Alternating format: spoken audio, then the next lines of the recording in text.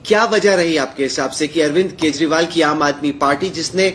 इतने साल तक दिल्ली में बीजेपी को पछाड़ के रखा था, इस दफा वो क्यों धराशायी हो गई? मुझे ऐसा लगता है कि एक तो 10 साल का एंटी इनकम्बेंसी रहा, दूसरी बात केजरीवाल जी का खुद से मुख्यमंत्री न होना। मेरी समझ से वो एक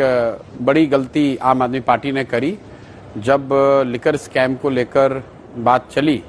उस समय जब केजरीवाल जी को अरेस्ट किया गया, तो मुझे लगता है कि उस समय केजरीवाल जी को इस्तीफा दे देना चाहिए था। और अगर उन्होंने उस समय इस्तीफा नहीं दिया तो फिर जेल से बाहर निकलने के बाद इस्तीफा देकर किसी दूसरे को मुख्यमंत्री बनाना शायद स्ट्रैटेजिकली ठीक नहीं था। और पिछले मॉनसून में जो वाटर लॉगिंग की वजह से परेशानी हुई थी और जो सड़कों की स्थिति उसके बाद रही है, मैं उसको समझता हूं कि लोकल लेवल पे वो भी बड़ा मुद्दा रहा है। तो कुल मिलाजुलाकर केजरीवाल जी का जो पिछले 1-1.5 साल में पॉलिटिकल जो स्टांस उनके रहे हैं, इंडिया गठबंधन में जाना और फिर उससे एक तरह से निकल जाना, दूसरा जब आप पर लीगल केस हुए तो आपने इस्तीफा नहीं दिया, जेल गए तब भी इस्तीफा नहीं दिया, फिर वापस आकर इस्तीफा दे दिया तो मुख्यमंत्री भी नहीं रहे,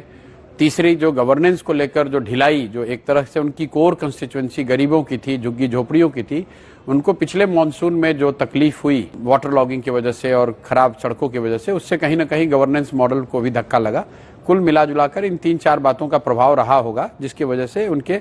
मुझे लगता है कि 8-9% वोट शेयर कम हुआ है।